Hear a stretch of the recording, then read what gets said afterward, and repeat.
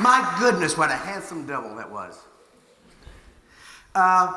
Before I get started, on your way in, you were given stickers with job titles on them. And after a couple more speakers, we're going to do a little simulation to show us sort of how DevOps is kind of supposed to work. Of course, before we do that, we'll have a simulation of how not to do things. So that's what those stickers are. Hold on to them. Do not eat them.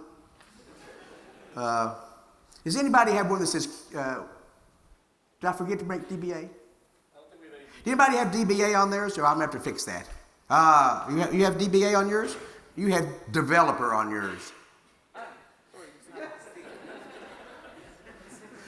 If it has three, we can arrange that. We'll make that man a DBA. Okay. Okay. We'll only have one. We'll only have one.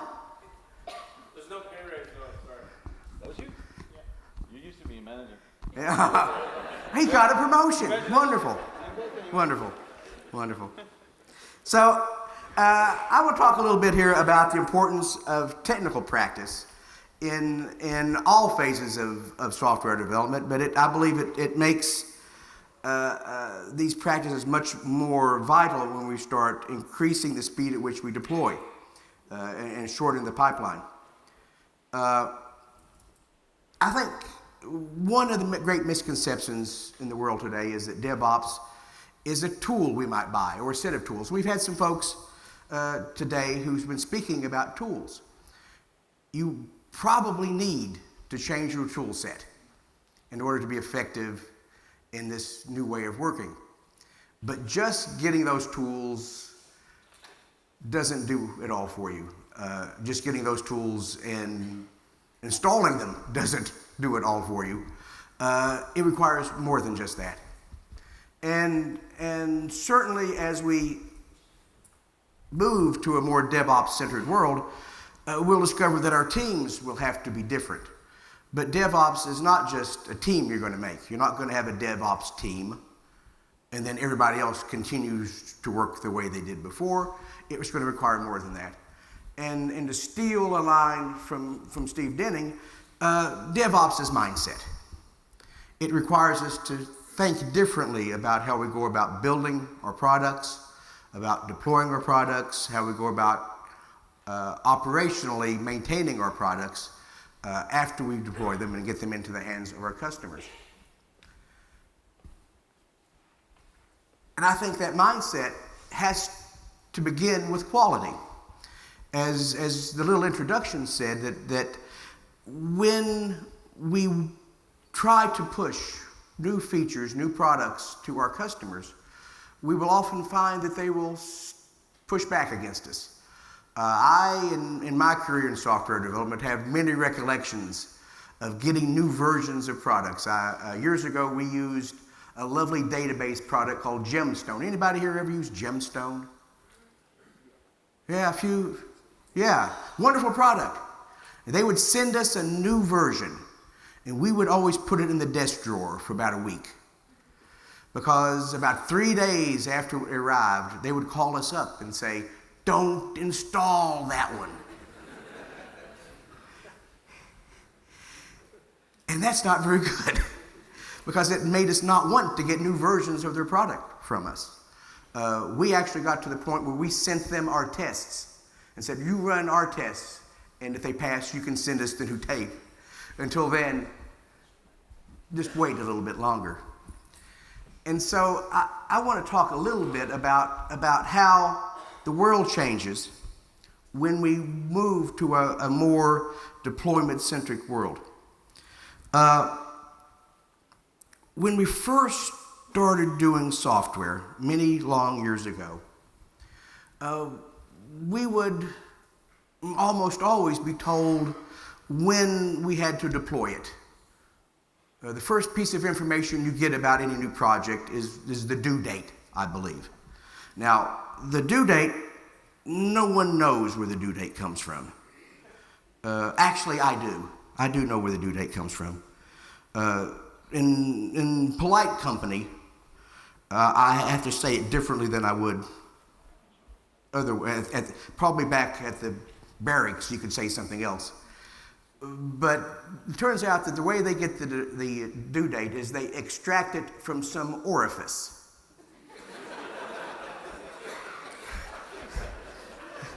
They extract it from some orifice. Now, once that date comes about, you have to hit it. It doesn't really matter where it came from. You have to hit it. And back when I first started doing this thing of building software, we would get this date, and then we would go off and we would gather some requirements. And there'd be a lot of requirements, way more than anybody could actually do. And then we would go off and we would take the time we had to build our product and we'd break it up into chunks based on the kind of activity that had to happen. And so we would take these requirements and we would analyze them. I'll just do the A. Oop, no, not that. Thank you for coming. Let's try that again. Let's try that again. Oh, there we go. There we go. Now, we do analysis. And we knew exactly how much analysis we had to do because we had a project plan that said on this day, analysis would be done. And so we did analysis until it was that day. And then our analysis was done. And we knew that analysis was perfect because our plan said we were done with analysis, and therefore we had to be done with analysis. And we knew that analysis was perfect because our boss came out. Our manager came out. Where's our manager? There he is. Our manager came out. And he told us that this was the best project ever because we were on time and we were on budget. It was wonderful. And he would buy us pizza. They buy you pizza here when... And they give you a t-shirt that says analysis team for the whatever project, right? So you know you did a great job of doing analysis. And then we get rid of all those analysis guys. And we bring in architects and experienced engineers and all kinds of people like that. And they would do design. And they would start working on design, and they would design and design and design. Drawing all kinds of fancy pictures and writing all kinds of big documents. Until they got to the date when our project plan said that design was going to be done. And guess what happened on that date when our project plan said design was going to be done? Design was done. Because how do you know design's done? It's that date. It's that date. And we knew because the boss came out and he said, this is the best project ever. Because we're on time and we're on budget and this is wonderful. And he'd buy us pizza. And he'd give us a coffee mug. Coffee mug with gold around the top that you can't put in the science of it. With the name of the project on it, the logo. It's wonderful. You guys have any coffee mugs like that? Yeah. My wife threw them all away not long ago. A whole drawer full of coffee mugs. Never launched anything, but I had coffee mugs. And then we would bring in developers. We'd start coding. And the idea is we're going to code and code and code till we get over to about here. And then we'll do a little testing. And we'll be done. Now, it turns out there's a magic day right about there when you're going to be code complete. You're going to have a code freeze then, right? And then all that's left to do between that little dot and the big one is just a little bit of integration. But the integration will take no time at all, right? Because our analysis was perfect and our design was perfect. And so we had no problem. Now, it turned out if this had worked, we wouldn't have this conference. And I wouldn't have got to meet Ugo. And I wouldn't have got to meet all you lovely people. And so it's probably a good thing. It's good for me that this didn't work. Now, once we start doing this coding, we notice some interesting things happening. One of them is right around in here, the developers. Let me see the hands of developers. The developers start to grumble. Thank you. the developers start to grumble. They start saying things like, who did this design? Our computers can't do this. Ours use ones and zeros. You'd have to have like 3s and 4s to make this work. You guys ever heard anything like that? And they say, who did this analysis? Because over here it says do this. And over here it says do this other thing. There's no rational universe in which both those things can be true at the same time. But we have experienced managers, and they know what to do. They tell us to shut up and go back to work.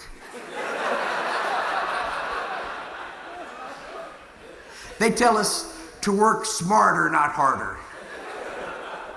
And to be taller. Be taller is the gold standard of bad advice, because you should be taller.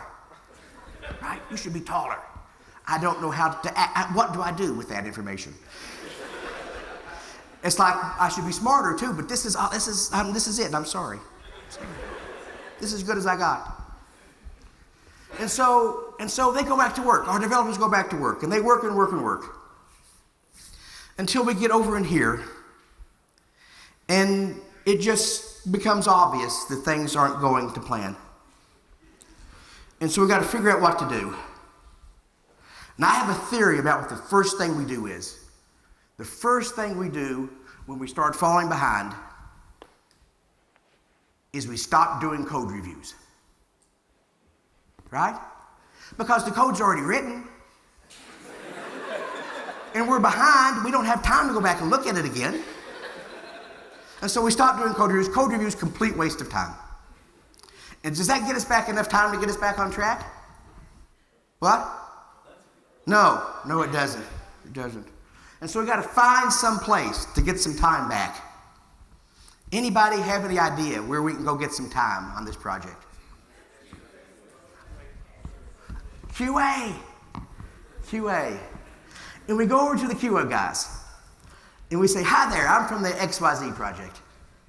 You know, and our guys are doing good work.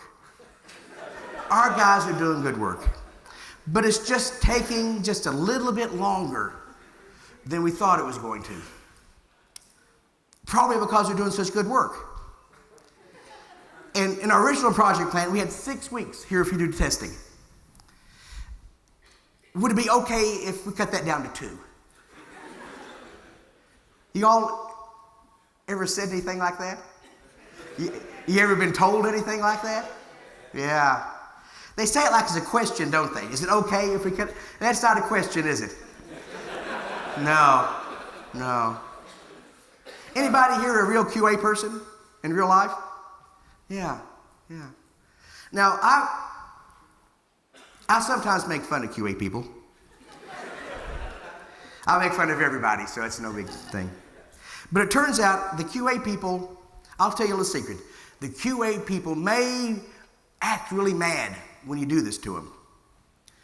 But it turns out they're not as upset as they seem. Because they didn't really need the 6 weeks that we're going to give them. They don't even need the 2 weeks we're going to give them now. You give them half a day with this steaming pile of disappointment we have built. And they're going to come back with a bug list so long that we're never going to get out from under it anyway, right? Because you've heard all the stuff going on in this team, right? And you know what a disaster it is. And you know it's going to get dumped in your lap. And you're just waiting there with your black hat on going, whoa, waiting to write up the bug list into Jira or whatever you put them in. And so we finally go limping into production with the important features. You know, the minimalist sort of viable product we can come up with. And then we say, let's never do that again. Right? Let's never do that again. And so we get together and we have a project post-mortem. We have a project post-mortem where we all get together and we talk about all the stuff that went wrong on this project. And we make a big report So we pass that on to the next project so they can repeat those mistakes exactly. I believe you change the names and the dates of all those reports. They're all exactly the same. What's the biggest problem? We didn't start soon enough, right? We didn't start soon enough. And so we discovered this doesn't work.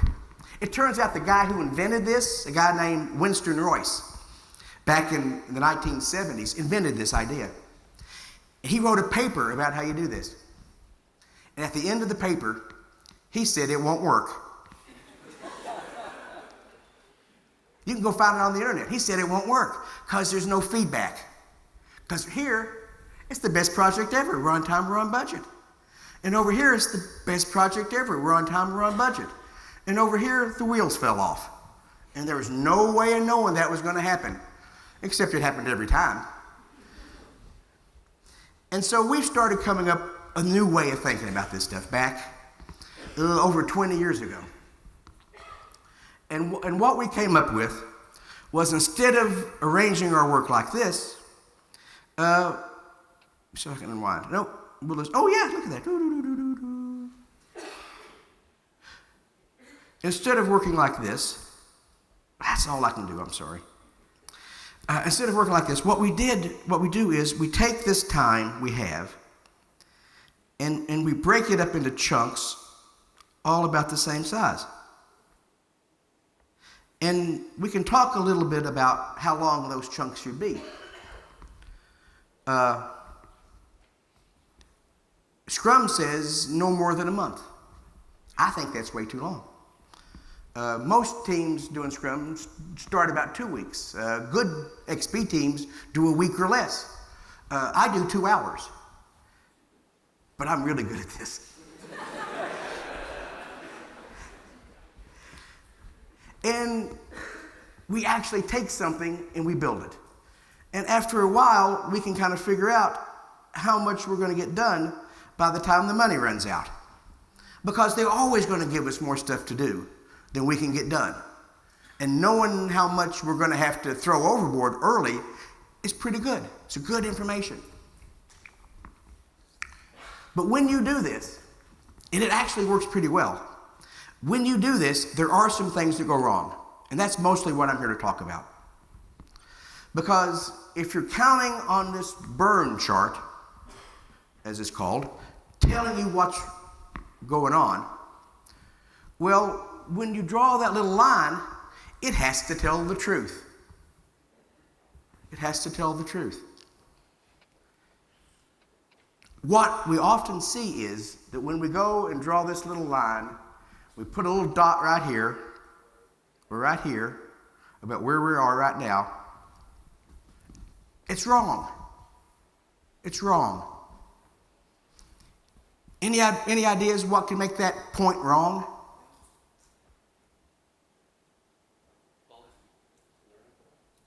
It's wrong because while our wonderful developers, of which I am one, while we're building new features, we also are building defects. We're building bugs, right? It turns out that a defect, a bug, is an anti-feature. And while we're building those, if we're building anti-features, well, our real progress is the sum of those 2 lines. And we mostly don't know where that bottom line is. And so in order for this to work, we have to know how many defects we have at all times. And so what we have to do is, starting tomorrow, when you all go back to work, you have to have your developers send you an email every time they put a bug in the software.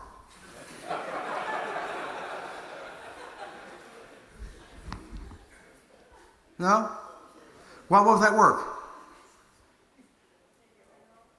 Why won't that work? They don't know. They don't know when they do that. So that won't work. It was a good idea. It was a good idea.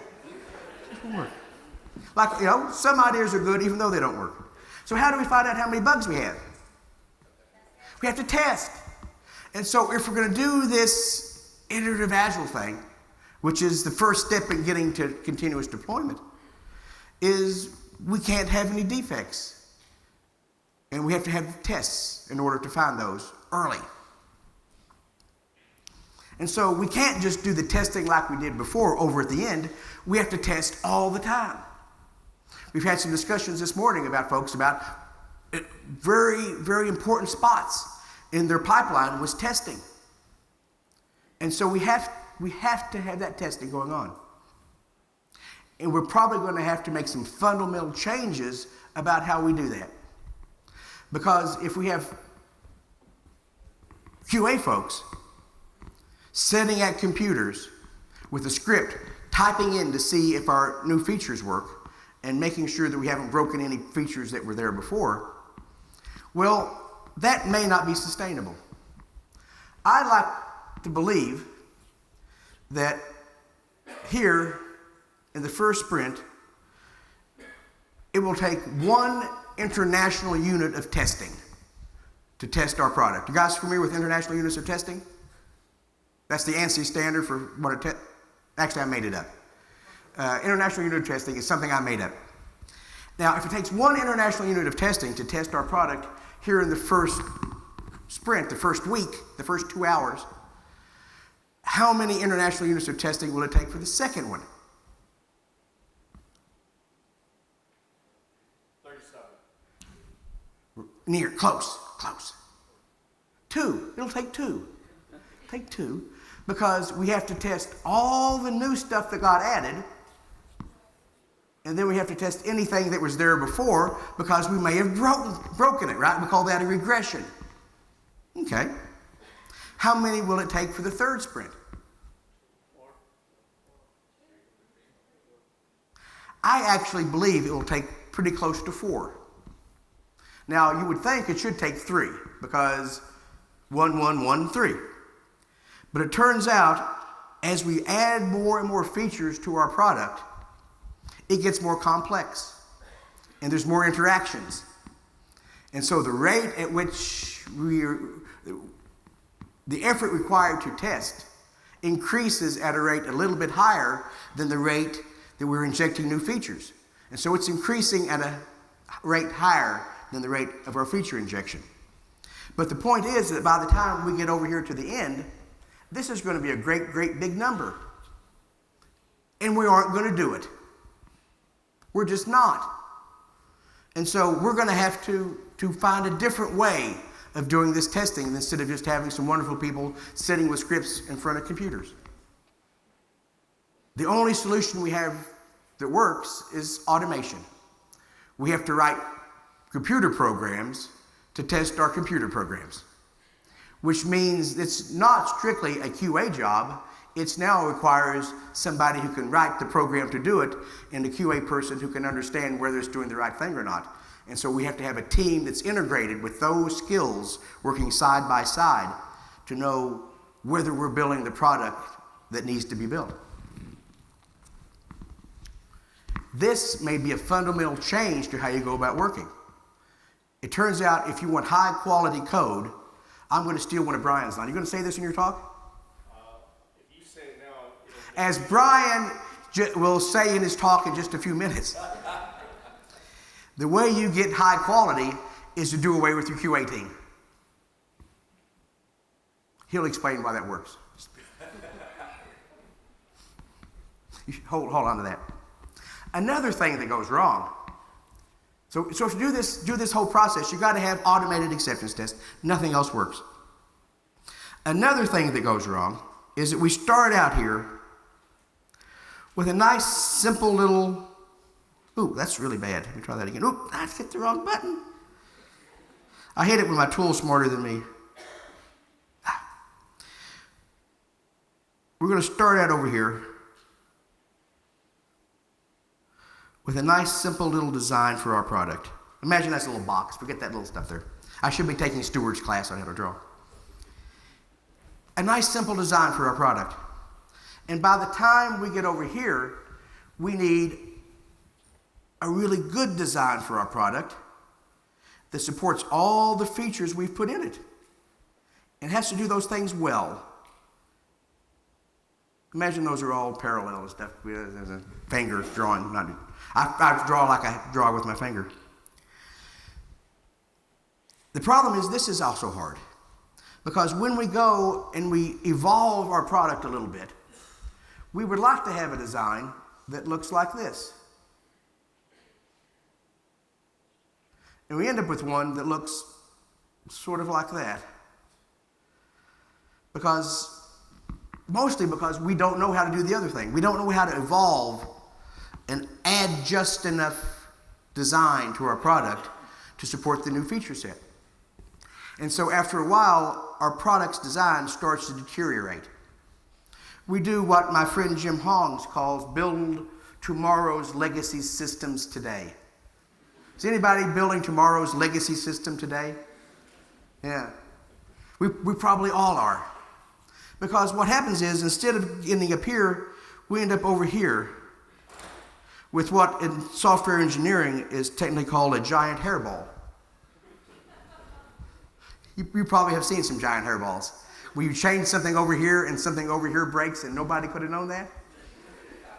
Welcome to my world, right? Yeah. And so we can't let this happen to us. We have to keep our design clean. And the problem with that is, we don't know how to do that. We don't know how to go from a clean design to a bigger, better clean design directly. And so the only thing that works is to make the round trip, to build a crappy version and then make it better. And in software, we call that refactoring. That's what that means, is building something crappy and then making it better. The secret to making that work is do it really short, do it really fast. Build just a little bit of crap and then make it better. A little bit of crap and make it better. Because if you build too much crap, it'll take a long time to get rid of it. And you won't do that. You have to have a refactoring sprint. Anybody here ever had a refactoring sprint? Yeah, don't do that. Don't wait. Don't wait. And so if you're going to do this iterative process, you can't have any defects, so you've got to have testing. And you can't build crap because it'll make it harder and harder to put more features in. And so you've got to keep the design clean every day by refactoring it. My friend, my old colleague, Martin Fowler, wrote a book about refactoring many years ago based on us learning how to do refactoring back at Chrysler. And he said refactoring was changing the internal design without changing the external behavior.